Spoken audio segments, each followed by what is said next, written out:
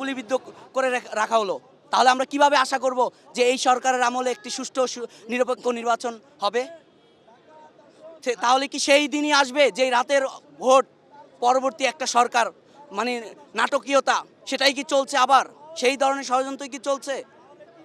এই এত রক্তের পরেও আমার চোখের সামনে দেখেছি, আমাদের হাত ধরে দেখেছি, হাত দিয়ে নিয়ে গিয়েছি সেই রক্তাক্ত লাশগুলো।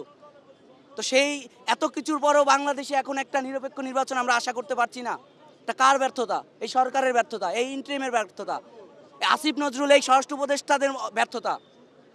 এদের কারণে আজকে আমাদের হাদির মতো লোকজন, আমাদের কণ্ঠস্বররা হাসপাতালের বেডে মুমূর্ষু অবস্থায় শুয়ে আছে, গুলিবিদ্ধ হতে হচ্ছে। কি মনে হয় হাদিদের কি গুলি করে দমিয়ে রাখা যাবে? একটা হাদিকে আপনি কণ্ঠরোধ করে দুনিয়া থেকে পাঠিয়ে দিবেন?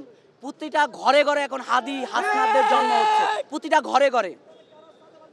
আমি আমার ব্যক্তিগত জায়গা থেকে বলি, আমার ছোট ছোট কারোর সাথে কথা হলে আমি প্রায় বন্ধুসুলভ আচরণ করি ছোটদের সাথে। ওরা আমাদেরকে বলে, ওদের হাতে ফোন থাকে, ওরা আমাদেরকে হাদিদের গল্প শোনায়, ওরা আমাদেরকে হাসনাতদের নাম শোনায়। তাহলে আপনি কয়জনকে রোধ করবেন? কয়জনের কণ্ঠ রোধ করবেন? এই হাদিরা প্রতিটা ঘরে ঘরে জন্ম নিবে।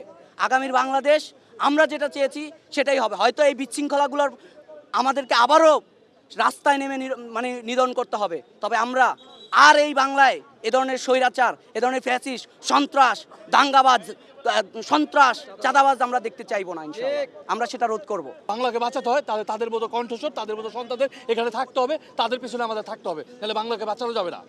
যে হাদিরা পুরো বাংলাদেশকে রক্ষা করছে, সে হাদিদের তো বুলেট প্রুফ গাড়ি নাই, তাহলে তাদের নিরাপত্তাটা তো অন্তত সরকার দিবে। আপনারা কেন ভুয়া ভুয়া স্লোগান দেন যদি একটু বলেন? আপনারা তো দেখেছেন দীর্ঘদিন ধরে যখন হাদি রাজপথে সক্রিয়ভাবে রাজনৈতিক প্রচারণা চালাচ্ছে, আমরা অনেকেই আশাবাদী যে হাদি সংসদে নির্দ্বিধায় চলে যাবে। যেভাবে মানুষ হাতের মুঠ ভরে হাদিকে অনুদান দিচ্ছে, ডোনেশন দিচ্ছে, যে হাদি যাও তুমি সংসদে যাও, তোমাকে আমরা সংসদে দেখতে চাই, এটা তো অনেকের সহ্য হবে না। তো সেই জায়গা থেকে তাকে দমিয়ে রাখার জন্য বহু চেষ্টা চলছে, আর সেটা তো দৃশ্যমান, আমরা মিডিয়ায় দেখতে পাই, আমরা বাস্তবে দেখতে পাই। তো সেই জায়গা থেকে তো একটা লোক যখন আসবে, যারা এই দীর্ঘদিন ধরে হাদিকে এভাবে দমিয়ে রাখার চেষ্টা করছে, তারা হাদিকে দেখতে আসলে মানুষ তো স্লোগান দিবে এই যে ভুয়া ভুয়া।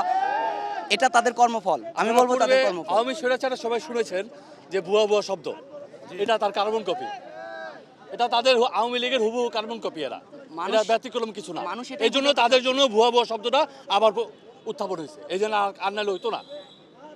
এখনো যদি তারা মানে সতর্ক না হয়, এখনো যদি সেই ফ্যাসিজমের কায়দায় দেশ চালাতে চায়, তাহলে তো মানুষ ভুয়া কেন, এর বেশিও করতে চেষ্টা করবে সামনে।